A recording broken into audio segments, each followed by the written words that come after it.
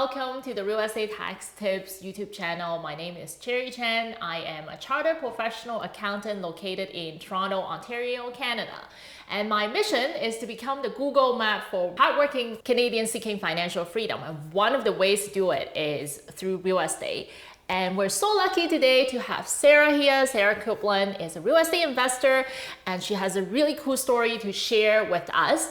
But before I get started, please make sure that you hit the subscribe button below to stay on top of the latest tax tip and wealth hack. With that, Sarah, I'll let you introduce yourself. Sure. I'm Sarah Coupland. I am a full-time real estate entrepreneur. That means that I have multiple real estate businesses. So primarily I'm a real estate investor and I specialize in transitioning multi-unit properties that need a little bit of TLC. And we renovate those and then re-rent them out, refinance them. I also have a property management company, Tag Property Management, and a renovation company, which is Rental Rehab. So we're kind of a one-stop shop to be able to acquire, renovate, and manage rental properties. The reason why I have Sarah here is because I found that it's really hard to find first thing, cash flowing property. The second reason why I want to have Sarah here and I found that her stories is so interesting is because in her real estate business, she primarily led being the leader of the business, whereas in some other married couple is usually the man who's leading the investment decision. And so that's why through our conversation, I knew that I learned a lot from her and I wanted to bring that message out to people who have mental block. I personally have a lot of mental block doing investment and I always have to go back to my husband asking for a second opinion before I could make any of those big purchases. And that's the reason why I want to ask you, why were you so courageous? Well, I started investing back in 2007 sort of accidentally. For me to be able to get a house to live in, I actually needed an extra income. So back then I was on my own. I didn't have a partner at that time. So it was either I get a spouse or I get a rental property. And so I chose the rental property. And I actually met my spouse along the way, my husband, Jamie. And so we had to renovate this property. It was this absolutely disgusting duplex. And it was nice because he came and he helped renovate and my dad did as well. But I refinanced that property and I paid off all of my student debt, all of my loans. I was completely debt-free at that point. And so I think I jumped right into it on my own anyways, initially. And then we decided to kind of go from there and we kept building our portfolio and buying a duplex, renovating it, refinancing it. We buy a house and we started growing larger and larger, doing bigger projects while we were working our full-time jobs. It was in 2012 when my daughter was born. She actually had some health complications and so I needed some balance and flexibility and I decided to go into real estate full-time and do this as a business. And so my husband was still supporting in that he would help do renovations and whatnot, but I was leading the companies and finding the deals. I created my property management company and started attending real estate events and really making this into a business. So that sort of sparked my entrepreneurial spirit, I guess, in order to have that balance and flexibility in my life while still bringing in enough income to support my living and my investment goals as well. That's really cool because I do believe that there's a lot, we were talking about this earlier, there were a lot of women in particular that have that mental block, myself included. I would not be able to do the drywall. As far as I know, you started by doing the drywall yourself. Yeah. When I bought that duplex, I didn't have a budget to renovate it, so we had to do it ourselves. And my dad is very, very handy and really thanks to him that I learned all of my skills. I learned how to drywall and do plumbing and lay tile and laminate and do everything. Like we did everything. I even did soldering and plumbing and whatnot. So I put a lot of sweat equity in early on, and then that allowed me to understand the deals and be able to step back and be able to hire people and understand what they're talking about and what we needed to do on the different projects as we grew. So So the second reason that I want you to be on our channel is because you always talk about cash flowing real estate. And as we all know, it's harder and harder to get those cash flowing properties in Ontario anyway. So I'm always curious, how do you find these deals, and how do you find these deals to generate enough money for you and your investment partners? Well, it starts off, we sort of have a strategy of buying the don't want properties, I think. So my strategy mostly focuses on creating appreciation. So forced appreciation through the renovations. And that's what we've done from day one. I've bought I bought two like cash flowing properties off the market where we buy them and we don't do anything to them right away. Typically, we're buying properties that need a considerable amount of TLC, and we make a lot of our money off of the initial renovations, and then we're putting them in a position to be able to cash flow because we're buying them at an appropriate price for a TLC property. And then we come in, we create value there, and then we refinance and we have a cash flowing property going forward. So what is the worst house or worst, not house, property that you have ever bought? Worst condition? Worst condition would be the property we're working on right now, I would say. We bought in February of 2020 an 11-plex, downtown Coburg. Very much a don't want property. There were raccoons living on the third floor. The third floor actually had a fire ban against it, so like it was not to be occupied. There'd been a fire, it was not fire safe. So raccoons and squirrels occupied the third floor. There were holes in the brick you could see like outside. It was just terrible. It'd basically been neglected for a very long time. There were people living there. Our tenants were living there. Yeah, there's people living there.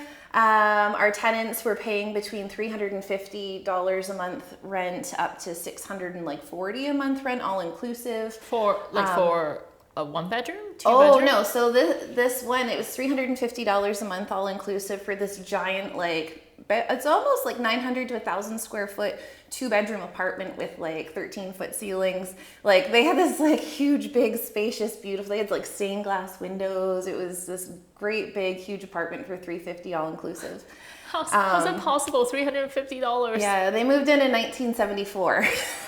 So that's why it's possible. Yeah, that's why it's possible. The rent was never increased, and but like their place, like the roof was leaking, like their shower was like rusted out, like their place was in really, really bad shape. This place was actually in such bad shape that our JV partners, who we've partnered with on buildings, TLC buildings before, walked into that building and they're like, no. My one partner who we've done multiple deals with, he walked in, he said, I don't want to own this piece of crap, but I'll lend you some money on it if you want, but I don't want to own it. Yeah, I'd say that's probably the worst one that we've had. So how did you end up buying it? Because your JV partner backed out.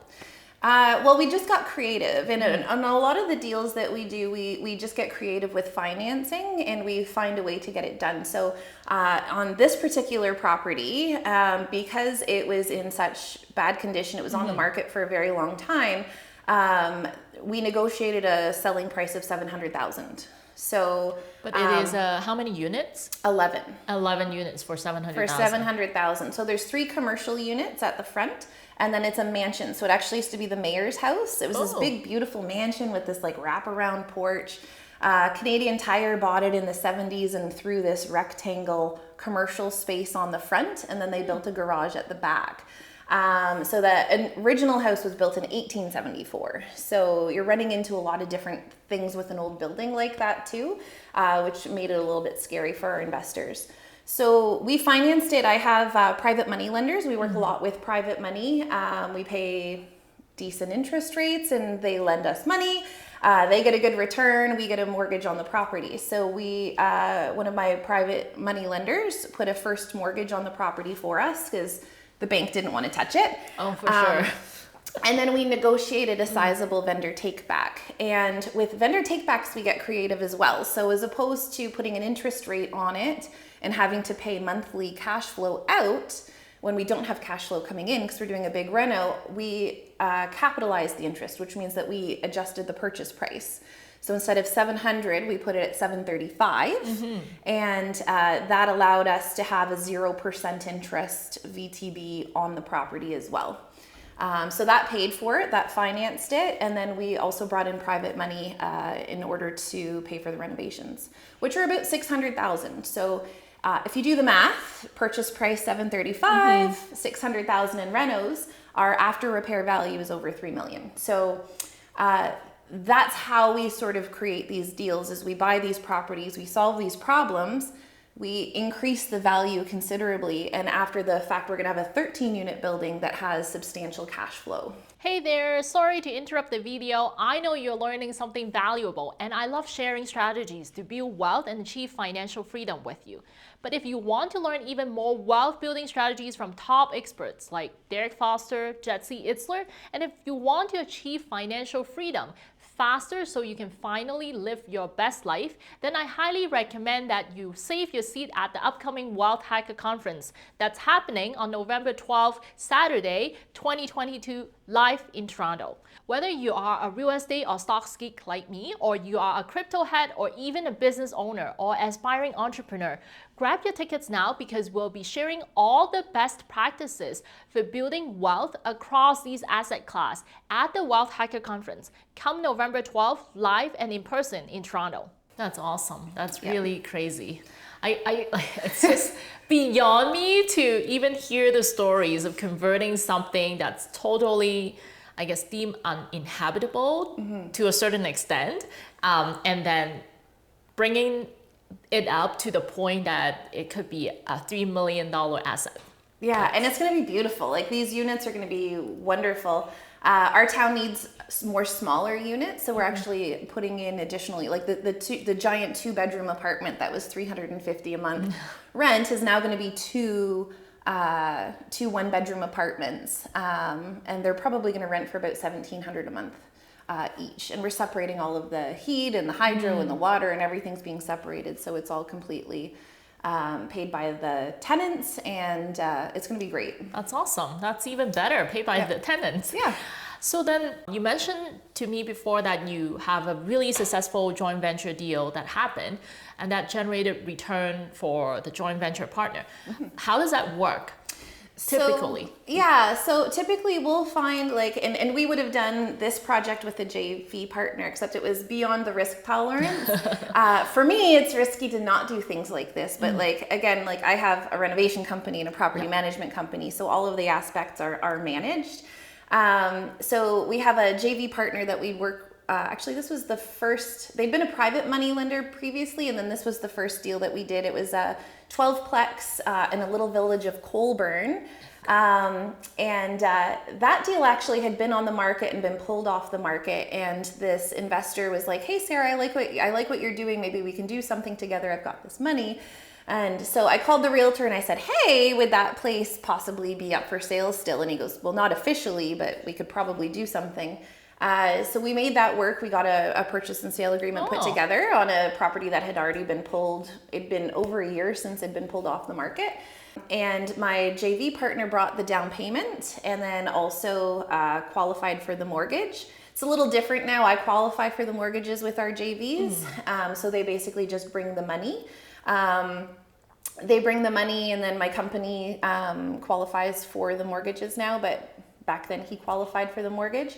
And we had a 5-year plan, and the 5-year plan, this building was not the same as the one that we just talked about. That was the worst story. That was the worst story. Not like that. This one was just needing a little TLC. It hadn't been updated in a while. It was fully tenanted, and so our strategy with this building was to action some bad tenant behavior. So there were a couple of evictions for non-payment. There were a couple of evictions for behavior over time, and then naturally some of the other tenants just naturally left. So we had some natural attrition. So as those tenants got turned over, we renovated those units, filled them, put them up to market rent, and we realized our goal within 2.5 years instead of 5 years.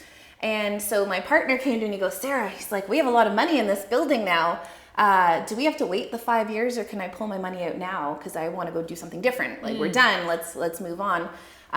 So again, looking at things creatively, we had built enough equity in that property that I was able to buy my partner out of his interest in the property without any money of my own. My equity covered the purchase. And he got all of his investment cash back plus his equity. And then we took that and we went and we put it into another deal. So I'm pretty sure that the deal we went into is we went and we bought a house and we duplexed it. And then we sold it and then we took it and we put it somewhere else. So we just keep recycling these funds. As we complete something and he gets paid back, we go and we do something different. I remember years and years ago when I first started in this real estate journey, I was telling at that time, my tax manager, years and years ago, I was telling him how these joint venture deals work, and there is a sweat equity partner and there is a money partner. And the first thing that he told me was, hey, like, why would I want to work with you when I could just hire a property manager? And until today, he still hasn't had his own investment property. So I just find it really interesting when people are having that objection, and it's people who don't understand the amount of work and the amount of knowledge that you're bringing to the table. Mm-hmm. Yeah, and I've had people say, why do you get 50% of the deal when you're not bringing any of the money? And I say, well, the deal doesn't exist unless I'm there. Yeah. like we've had our investors more than double their money in some instances. Wow. And like, where can you get that anywhere? So I'm like, you're kind of lucky to be getting 50%. I'm like, maybe I should go 60-40 because the amount of effort, like I've been doing this for 15 years now, and dealing with all of the situations that we deal with, it comes with, I think, time and experience, and we don't lose money. I've never lost money on a deal. I'm highly conservative and I know how to analyze a property and how to problem solve and how to finance, like how to figure it all out. That has substantial value, I think. So going 50-50 with a JV partner, the returns that they get, I think, are highly valuable. Oh, 100%. To be able to just sit back, like sit back and here's my money, and you just reap the benefits and collect at the end of the day. It's pretty easy investing. Oh yeah. People usually underestimate the amount of effort and the hassle and the time and the heartache to handle this type of situation. The raccoon stories that you're sharing, not everyone, even as a passive investor, want to deal with it. Yeah. So that is something that I think, I'm so proud of you. Oh, this thank is you. really amazing stories that you're sharing. So for anyone who wants to find out more about these deals, you're welcome to contact Sarah directly. How do people connect with you?